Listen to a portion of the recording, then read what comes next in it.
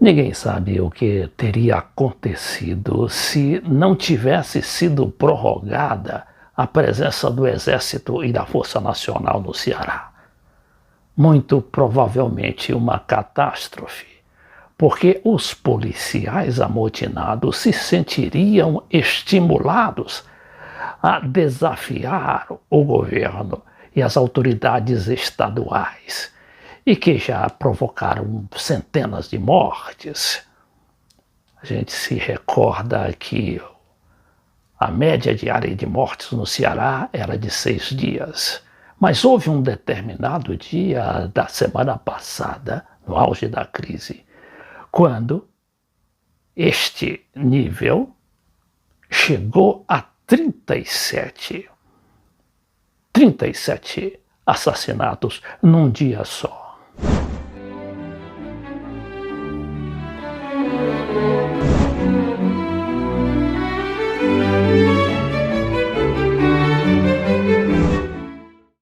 É provável que também houvesse uma colaboração dos outros governos, principalmente do Nordeste, que fazem oposição ao atual governo federal. Mas não são só os governadores do Nordeste, até o de São Paulo, o João Dória, havia prometido enviar reforços para o Ceará. Mas daí que isso se articulasse plenamente, demandaria tempo e mais vidas humanas. Agora vem o governador do Ceará, segundo esse material aqui da Folha de São Paulo, pedir uma emenda à Constituição proibindo a anistia a policiais. Porque o governador considera que os policiais se sentem impunes com essas anistias que geralmente ocorrem sempre que eles se amotinam e desafiam a lei. E por isso eles continuam a fazer as suas reivindicações, ainda que legítimas, mas absurdas do ponto de vista em relação à situação financeira do Estado e também de seus outros colegas do serviço público. Vejamos aqui o que propõe o governador do Ceará, segundo essa matéria da Folha. O governador já enviou à Assembleia Legislativa um projeto de emenda à Constituição de Estado proibindo qualquer tipo de anistia a militares que fazem motim. A principal reivindicação dos PM cearenses que participam de uma greve ilegal que já dura 10 dias no Estado é o perdão por terem aderido ao movimento. Santana, que é o governador Camilo Santana, no entanto, tem sido irredutível neste ponto. A categoria, pela lei, não pode fazer greve e todos os que aderiram a ela devem ser punidos, diz o governador. Isso é fruto de um erro, que eu diria central, que é a mentalidade securantista que substituiu a política proposta e realizada, implementada também pelo governador do Rio de Janeiro, Leonel Brizola.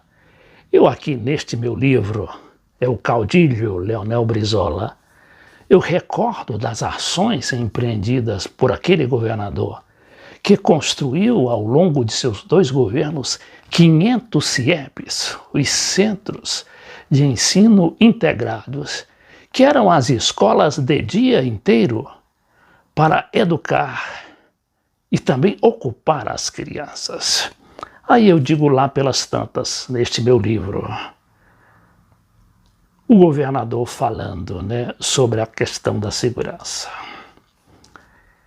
Considerava assim que a solução para a questão da segurança do Rio de Janeiro teria de ser procurada mais a fundo, além das escolas, da construção de escolas, que seria a introdução de uma política como acabou sendo a política que ele teve no seu vice-governador e antes secretário de Justiça e de Polícia, Nilo Batista. Pergunta ao governador, e os vícios? Nós estamos acostumados com os vícios dos próprios serviços de segurança. Num quadro desses, até os bons policiais estão sendo mortos. Isso precisa ser drasticamente saneado. Olhem, não sei de onde sai tanta arma, não sei que tráfico é este, mas sei que procuram criar a ideia de que as favelas são um ambiente de vício. Seguindo este raciocínio, Brizola determinou uma política de segurança cuja diretriz era o fim da tolerância e da cumplicidade do governo com a violência policial. Isto é uma afirmação do jornalista e escritor Luiz Mir, em seu livro Guerra Civil, um outro livro, Estado e Trauma. Este livro de quase 1000 páginas e que constitui um dos relatos mais completos das razões intrínsecas da criminalidade brasileira. Sentenciando o jornalista, essa linha básica propiciou o desbaratamento dos esquadrões da morte que funcionavam na Baixada Fluminense. A diretiva da nova administração era clara, abre aspas, e volta novamente o escritor Luiz Mir. Não há mais barreiras de trânsito nem prisões sem flagrante delito e não se entra mais nas favelas arrombando portas de barracos, mas ao contrário, a nova administração vai atuar em colaboração com a comunidade. O próprio escritor se encarregou de explicar a situação que Brizola encontrara no Rio de Janeiro. Um grande aparato policial fechava numa impunidade policial absoluta as entradas e saídas das favelas, para que os chamados grupos de penetração adentrassem e arrombassem portas de barracos, atirassem a esmo, revistassem pessoas e prendessem suspeitos, sem qualquer autorização judicial. Ora, isso aqui em 1983. Quantos anos já vão aí? Pois é quando o Brizola se tornou governador do Rio de Janeiro e decidiu mudar aquela política. Mas por causa disso, o Brizola foi vilipendiado, demonizado,